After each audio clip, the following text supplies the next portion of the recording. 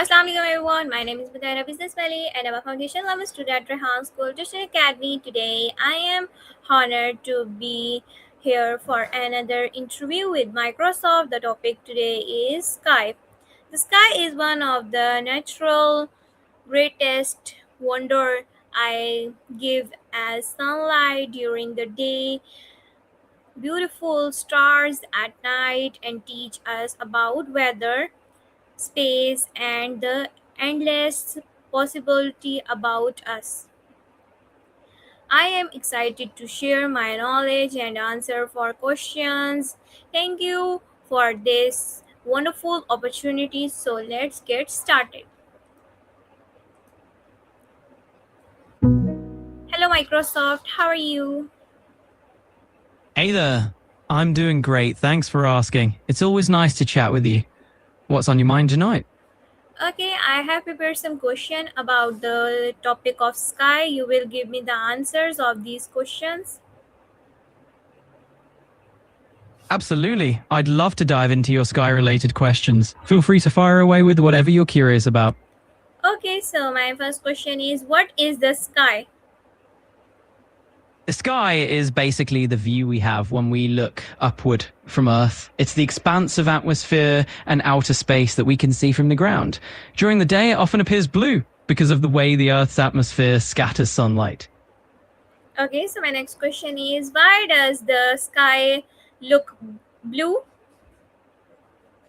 That's a great question. The sky looks blue because of a phenomenon called Rayleigh scattering. Basically, as sunlight enters Earth's atmosphere, the shorter blue wavelengths of light get scattered in all directions by the gases and particles in the air, making the sky appear blue to our eyes. Okay, so my next question is, what causes the sky of changing colors? The colors of the sky change mainly due to the angle of the sun and the way light passes through the atmosphere. At sunrise or sunset, the sun is lower on the horizon and light has to pass through more of the Earth's atmosphere. This scatters the shorter blue wavelengths even more, letting the reds and oranges become more visible and giving us those beautiful sunset and sunrise colors. Okay, so my next question is the sky the same everywhere? That's a neat question. The sky can actually look a bit different depending on where you are. Things like your latitude, the local climate, and even air quality can change how the sky appears. For instance, polar regions experience phenomena like the midnight sun or polar night, while other places might see more or fewer stars at night based on light pollution. Okay, so my next question is, where does the sky begin? That's a fun one to think about. The sky doesn't really have a hard boundary. It starts right at the ground and goes upwards through Earth's atmosphere. Eventually, it fades into space, but there's no clear line where the sky begins or ends. It's really just the blanket of air around our planet that we're looking up into. Okay, so my next question is, can we touch the sky? In a sense, we're always touching the sky because the air around us is part of it. But if we're talking about the blue dome we see overhead, that's just light scattering in our atmosphere, so we can't physically touch it. It's more of a beautiful visual effect than something solid. Okay, so my next question is, why does the sky look different during the day and night? Well, it all comes down to the presence or absence of the sun. During the day, sunlight scatters and makes the sky look blue, and at night, without the sun's light, we see the darker sky, often dotted with stars, and the moon. Okay, so my next question is, what is the atmosphere? In short, the atmosphere is the layer of gases that surrounds our planet. It's made up mostly of nitrogen and oxygen, and it helps protect us from the sun's radiation, keeps temperatures stable, and provides the air we breathe. Okay, so my next question is, what are the layers of the atmosphere? Sure, the atmosphere has several layers. Closest to us is the troposphere, where we live and where most weather happens. Above that is the stratosphere, which contains the ozone layer. Then we have the mesosphere, the thermosphere, and finally the exosphere, which gradually fades into space. Okay, so my next question is, why is the sky important? The sky is important for so many reasons. First off, it provides the air we breathe and helps regulate Earth's temperature. It's also our source of light during the day and a wonderful stage for the stars at night. Okay, so my next question is, why is the sun is the sky? Well, that's a classic question. The sun appears in the sky because our planet is orbiting around it. Essentially, from our perspective on Earth, the sun rises and sets in the sky as the Earth rotates. Okay, so my next question is, why is the sun so bright? The sun is bright because it's essentially a giant ball of burning gases, mostly hydrogen and helium, undergoing nuclear fusion. That fusion releases a tremendous amount of energy, which makes it shine so brightly in our sky. Okay, so my next question is, why cannot we look direct at the sun? That's a great question. We can't look directly at the sun because its brightness and intense UV radiation can cause serious damage to our eyes. It's always best to protect your eyes by using proper solar filters or indirect viewing methods. Okay, so my next question is, what happened where the sun set? Well, when the sun sets, it's really the Earth that's turning away from it. We move out of the sun's direct light, and that's what creates night. Okay, so my next question is, why does the sky become orange during sunset? It's a beautiful phenomenon. During sunset, the sky turns orange as the sunlight has to travel through more of the Earth's atmosphere. This scatters the shorter, bluer wavelengths of light, leaving behind those warm reddish and orange tones that we see. Okay, so my next question is, what is sunrises? Sunrises are simply the opposite of sunsets. As the Earth rotates, we move back into the sun's light, and that gradual return of sunlight creates the beautiful colors we see at dawn. Okay, my next question is, what is sunset? A sunset, it's simply the moment when the sun dips. When the sun dips below the horizon, we say it's setting, and that marks the beginning of evening. Okay, my next question is, why does the sun approve to move? Well, it might seem like the sun is moving across the sky, but it's actually the Earth that's spinning on its axis. This rotation makes the sun appear as though it's traveling from east to west. Okay, so my next question is, how does the sun affect weather? The sun plays a huge role in our weather. It warms the Earth's surface, which in turn heats the air. This creates wind, drives ocean currents, and influences weather patterns around the world. Okay, so my next question is, why is the sky dark at night? Well, the sky turns dark at night because the part of the Earth you're on has rotated away from the sun's light. It's like turning out a giant light bulb in the sky. Okay, so my next question is, what are stars? Stars are giant balls of hot gas, mostly hydrogen and helium, that shine by fusing atoms together in their cores. Okay, so my next question is, why do stars Absolutely. twin? They do. Stars can spin just like planets. They rotate around their own axis, sometimes very quickly, and that rotation can influence their shape and behavior over time. Okay, my next question is, what is the moon? The moon is essentially Earth's natural satellite. It orbits around our planet and reflects the sun's light, which is why we can see it shining in the night sky. Okay, so my next question is, why does the sun change shape? Well, it might look like the sun changes shape, but that's mostly an illusion. As it rises or sets, it can appear squished or stretched because of how the Earth's atmosphere bends the light. Okay, so my next question is, why does the moon change shape? The moon changes shape, or at least it appears to, because of its phases. As it orbits Earth, we see different portions of its sunlit side, which makes it look like it's changing shape. Okay, so my next question is, what is the Milky Way? The Milky Way is our home galaxy, a huge spiral collection of stars, dust, and gas, and is where our solar system lives. Okay, so my next question is, can we see planet in the sky? Absolutely, we can. Several planets like Venus, Mars, Jupiter, and Saturn can often be seen in the night sky. They look like bright stars, but they don't. Okay.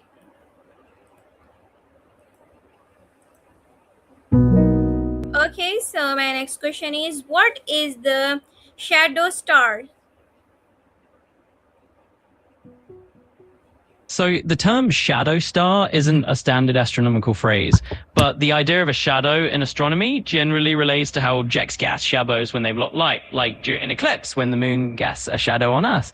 So it may be a phrase related to something similar, but it's not a common term in astronomy. Okay, so my next question is, why do we see different star in different season? We see different stars in different seasons because of Earth's orbit around the sun. As our planet moves, we face different parts of the sky at night. Okay, so my next question is, what are clouds? Well, clouds are basically made up of tiny water droplets or ice crystals that gather in the atmosphere. They fall when warm, moist air rises, cools down, and condenses. Okay, so my next question is, how are clouds formed? Clouds form when warm, moist air rises and cools down. As it cools, the water vapor in the air condenses into tiny droplets, forming clouds. Okay, so my next question is, why are the clouds white? Clouds appear white because they scatter sunlight in all directions. The tiny water droplets or ice crystals reflect all colors of light equally, which makes them look white to us. Okay, so my next question is, why are some clouds dark?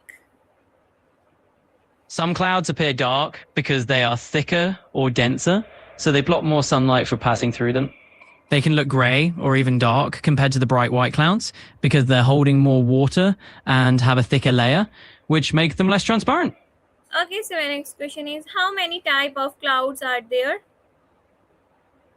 There are many types of clouds, but meteorologists usually group them into about 10 main cloud types. These types include cirrus, cumulus, stratus, and a few other variations. Okay, so my next question is, what is a circular cloud? A circular cloud is usually a type of lenticular cloud. These lens-shaped clouds often form near mountains or hills, and they can look like smooth, circular sources in the sky. Okay, so my next question is, what causes rain clouds?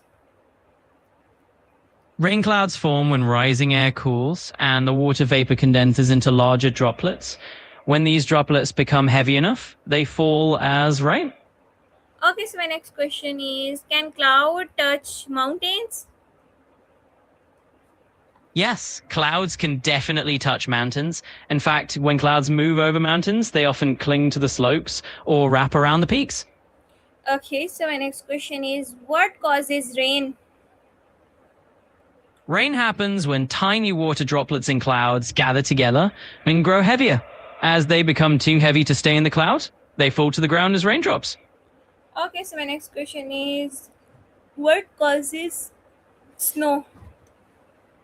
Snow forms when the temperature in the clouds is cold enough that the water vapor turns directly into ice crystals. These ice crystals stick together to form snowflakes, which then fall to the ground.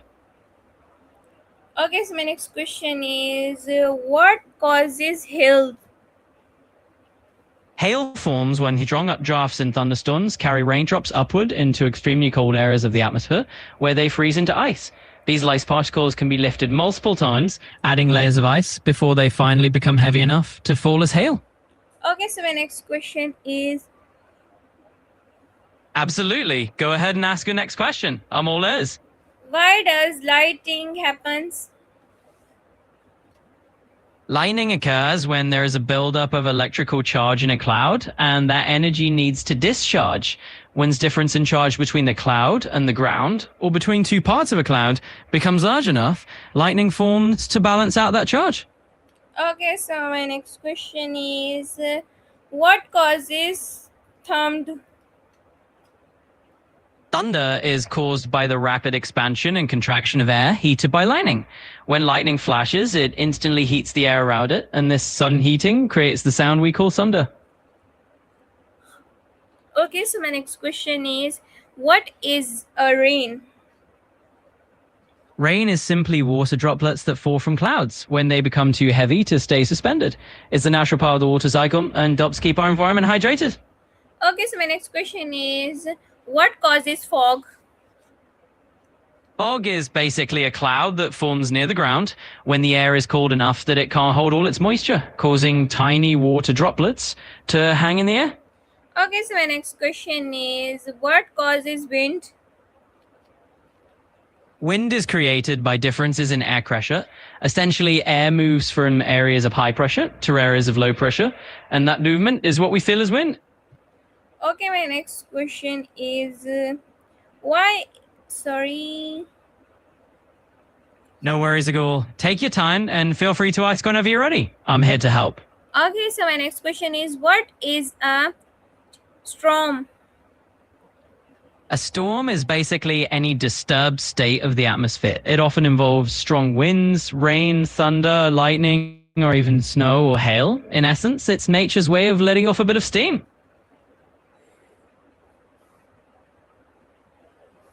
Okay, so my next question is why is the sunset red?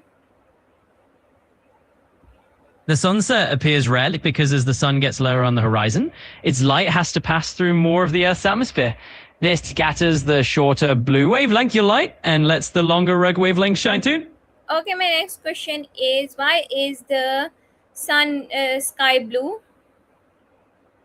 The sky is blue because of a phenomenon called Rayleigh scattering. Essentially, the Earth's atmosphere scatters the shorter blue wavelengths of sunlight more than the other colors, and that's why we see a blue sky. Okay, my next question is why is the sunrise colorful? Sunrise isn't colorful for the same reason sunsets are. When the sun is low on the horizon, its light travels through more of the atmosphere, scattering the shorter blue wavelengths and allowing the reds and oranges to become more vivid. Okay, so my next question is why is a sky sometime gray? The sky changes color because of how sunlight interacts with the atmosphere and the particles in it. When there are more particles or pollutants, you might get those pink or gray stones. It's basically a light show that depends on what's in the air. Okay, so my next question is why does the sky become black at night? The sky turns black at night simply because the sun is no longer illuminating that part of the Earth's atmosphere. Without direct sunlight scattering, we see the darkness of space. Okay, so my next question is why causes colorful sunset? Colorful sunsets are caused by the same scattering effect we see with sunrises. When the sun is low on the horizon, its light passes through more of the Earth's atmosphere. This scatters the shorter wavelengths of light and leaves us with those brilliant reds, oranges, and pinks. Okay, so my next question is why do rainbow has 7 colors? A rainbow has 7 colors because of how sunlight is refracted and dispersed through water droplets in the air. It splits the light into its combining colors, red, orange, yellow, green, blue, indigo, and violet, which we traditionally divide into these 7 distinct bands. Okay, that's really good. So my next question is can the sky look purple? Absolutely. The sky can sometimes look purple. This usually happens during sunrise or sunset when certain atmospheric conditions scatter the light in just the right way. Okay, so my next question is where do Earth atmosphere end? Earth's atmosphere doesn't end abruptly, but gradually thins out until it merges with space. The commonly accepted boundary is called the Kármán line, about 100 kilometers above sea level. Okay, so my next question is what is outer spin?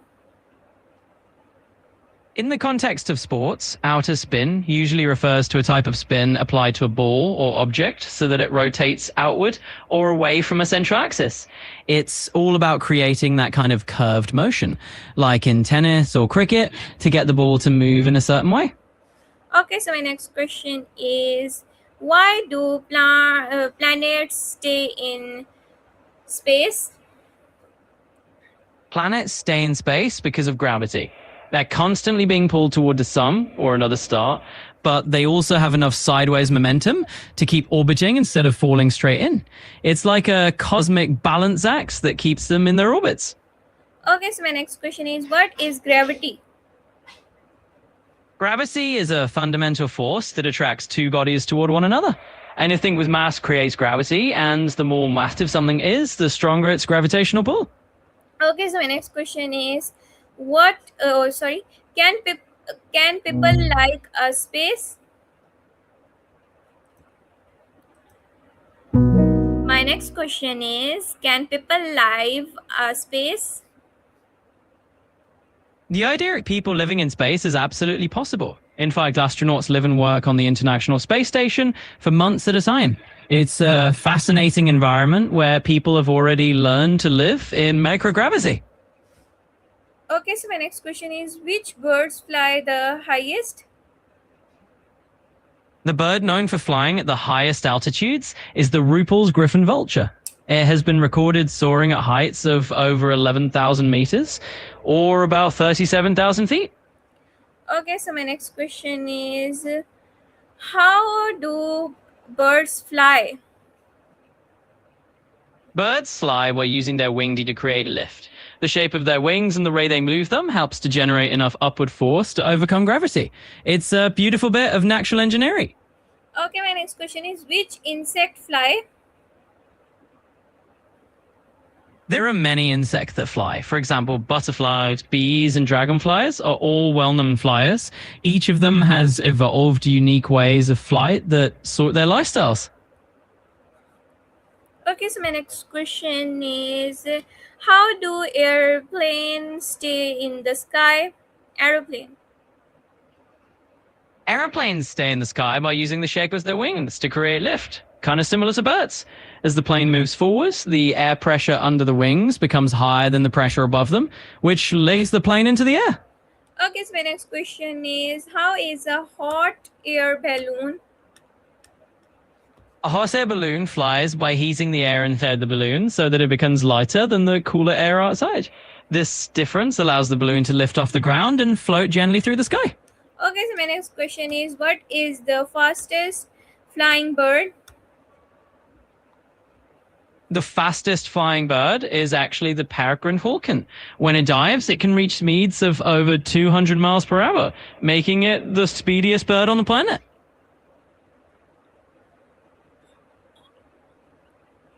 Okay, so my next question is, why do birds build a nest? Birds build nests to create a safe and comfortable place for their eggs and chicks. It's their little home for raising their young. Okay, so my next question is, why should we keep the sky clean? Well, keeping the sky clean is super important because it helps us maintain healthy air quality. When the air is free from pollution, it's better for our health, for the environment, and for all the living creatures that share our planet. Okay, so my next question is, why is smoke?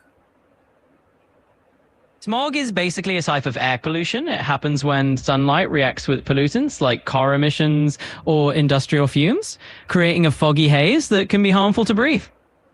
Okay, so my next question is, how does climate change affect the sky? Climate change can affect the sky in a few ways. It can lead to more extreme weather events, change cloud patterns, and even contribute to more frequent heat waves and storms. Okay, so my next question is, why should children learn about the sky? Well, learning about the sky can be a great way for children to understand nature, weather, and the environment around them. It can spark curiosity and help them appreciate the natural world. Okay, so my last question is, what message would you like to share about personal our sky and earth? I'd say the sky and the earth are like our shared home. It's up to us to take care of them, be curious, and keep them as beautiful as they are for future generations. Okay, so thank you so much, Microsoft, for giving me this opportunity to speak about the sky. I really enjoyed this interview, and very amazing answer you give me.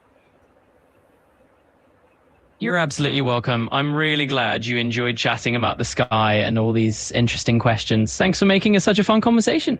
Okay, take care. Bye. You too. Take care and have a fantastic day. Okay, everyone, thank you so much for this opportunity. I have many answers, very information and meaningful. This interview has inspiring my to contact learning about science, natural, and our universe. Remember, the sky is not the limit; it is only the beginning to endless. Thank you so much for your time and have a wonderful day. Take care yourself. Allah Hafiz.